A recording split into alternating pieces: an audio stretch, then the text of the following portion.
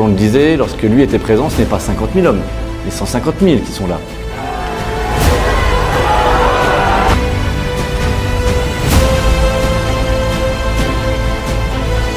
Les soldats, eux, ils vivent dans ce type de chambre. Majestueux, ce château rayonne toujours aujourd'hui.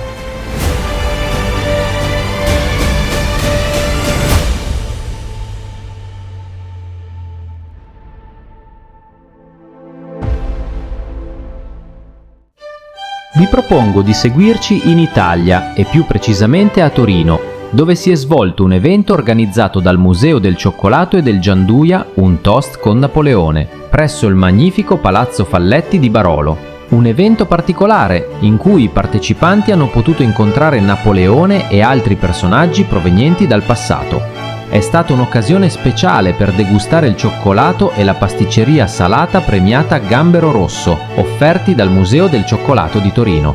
Dopo il toast, i visitatori, guidati da Alessia Giorda e Enrico Zanellati, hanno potuto esplorare il palazzo, scoprendo aneddoti storici sull'amicizia di Napoleone con i marchesi di Barolo e curiosità sulla storia del cioccolato in Piemonte.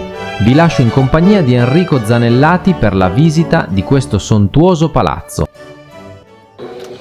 Benvenuti a Palazzo Falletti di Barolo, uno dei più affascinanti palazzi dell'aristocrazia piemontese, tra quelli realizzati tra la fine del 600 e il 1700.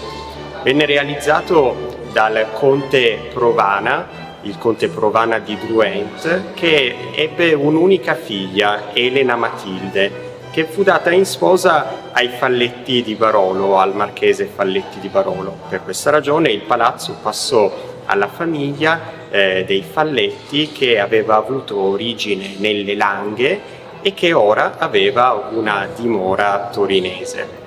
Gli ultimi marchesi furono Carlo Tancredi Falletti di Barolo e Juliette Colbert, nata in Francia, in Vandea, nel 1786 e sposa di Carlo Tancredi nel 1806 alle Tuileries, alla corte di Napoleone.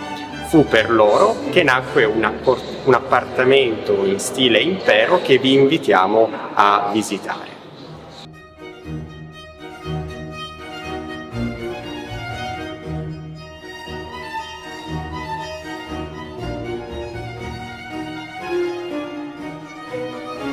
Un aspetto importante e conosciuto della storia degli ultimi marchesi, Giulia e Carlo Tancredi, è la nascita del vino Barolo, uno dei vini più famosi d'Europa, nato nei loro vigneti e capace di finanziare ulteriormente i tanti progetti sociali che Giulia e Carlo Tancredi avevano in mente.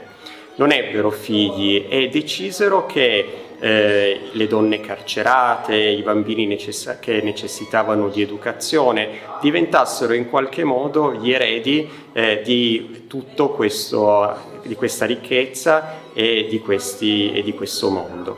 Come vedete, è proprio nei primi anni dell'Ottocento, dopo il matrimonio tra Giulia e Carlo Tancredi, che il palazzo acquisisce delle sembianze in stile impero. I più importanti artisti della Torino degli anni napoleonici lavorano per portare qui in un palazzo nato nel 600 le forme ispirate agli scavi archeologici di Ercolano, di Pompei, quel gusto impero che dominava in tutta Europa. Particolarmente significativa, lo vedete, è la camera da letto che nel primo Ottocento venne pensata per Juliette, per Giulia e per Carlo Tancredi.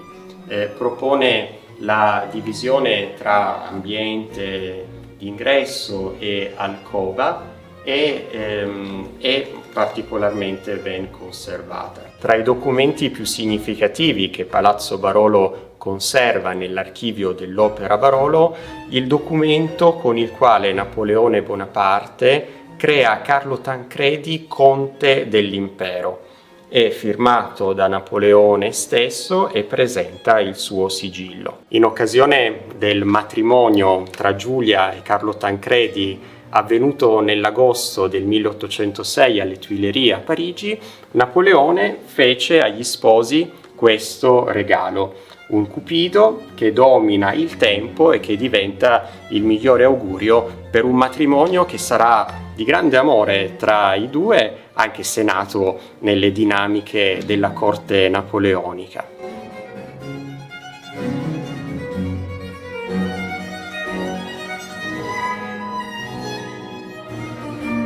In questa sala siamo immersi nel gusto settecentesco del Rococò, in quella che definiamo la sala degli specchi, è la più luminosa e affascinante forse del palazzo, ancora oggi vissuta come era vissuta dai marchesi di Barolo tra Settecento e Ottocento, ospitando qui, come vedete, occasioni di incontro, di tè, di convivialità. Tipica della tradizione torinese è la porta detta a collo d'oca. Sembra rotta quando è aperta, in realtà chiude poi perfettamente quando la si vuole chiusa, ma i cardini sono molto diversi.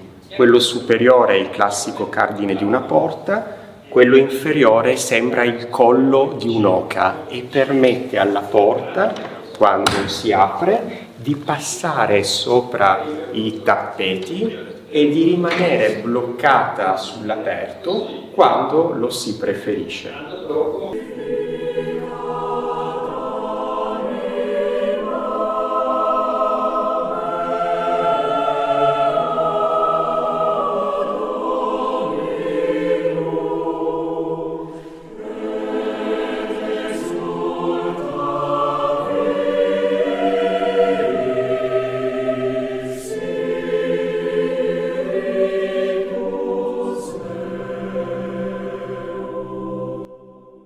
Tutto questo è Palazzo Falletti di Barolo a Torino.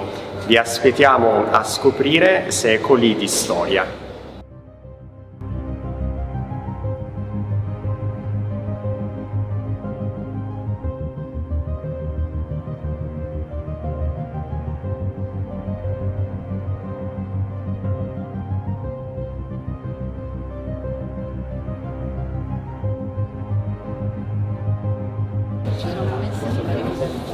E poi ci sta dell'estate, quindi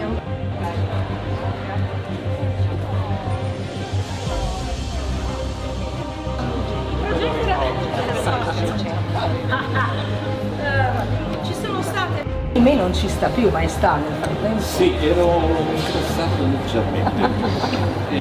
Anche gamberi di fiume, uova, insomma un piatto abbastanza, diciamo così, sostanzioso. Se non lo sapesse. Esatto. E Constant de Vairi racconta proprio che una sera, insomma, il cuoco Dunant di Napoleone ha fatto cuocere 9 polli perché l'imperatore non arrivava mai e quando arriva l'imperatore deve essere subito pronto.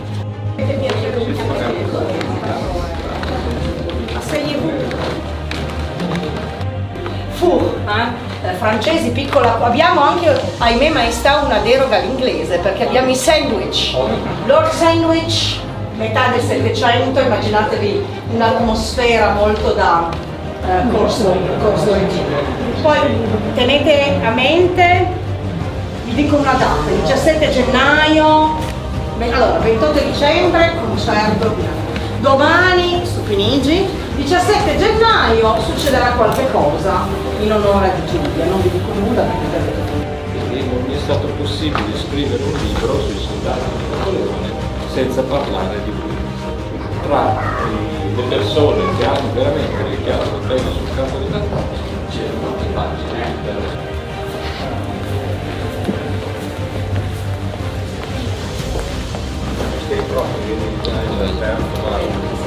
Addetti al mondo carcerario, al servizio al mondo carcerario, quando seppero che erano state pubblicate le mie prigioni, vollero complimentarsi con lui, divennero molto amici di Silvio Pellico e lo invitarono a vivere qui. poi scenderete dallo scalone che nel nostro imperatore non è bravissimo, ma che è il nostro fiore all'occhiello. Volevo ancora mostrarvi la sala Mozart, accanto alla sala Specchio, l'abbiamo fatto vedere prima. Vuole ricordare il passaggio di Mozart a Torino nel 1771 quando aveva 14 anni e sembra che abbia suonato anche qui a Palazzo Varolo e vuole essere ricordato così in questa sala bellissima del palazzo, quella tardo seicentesca. Però era anche questo luogo dove Giulia e Carlo Tancredi vivevano insieme il rito del tè e amavano tantissimo la cioccolata. Proprio con il Museo del Cioccolato e Giocostorie e Fatish abbiamo ricreato i diablottini della Marchesa Giulia, che sono questi cioccolatini già presenti qui a Torino negli anni 10-20 dell'Ottocento, precedenti a Gianduioto, ad altre forme poi più conosciute della storia del cioccolatino, ma lei lo amava già in forma solida per poterlo mettere in borsa e portarlo alle persone dell'università. Quindi è stato bellissimo ricreare con Fatish proprio questo cioccolatino. Cosa le serve? Mi serve, esatto, senza che glielo dica. Il cappello dell'acqua. Ah, esatto, ci sta nel cappello. Che strana questa, molto strana.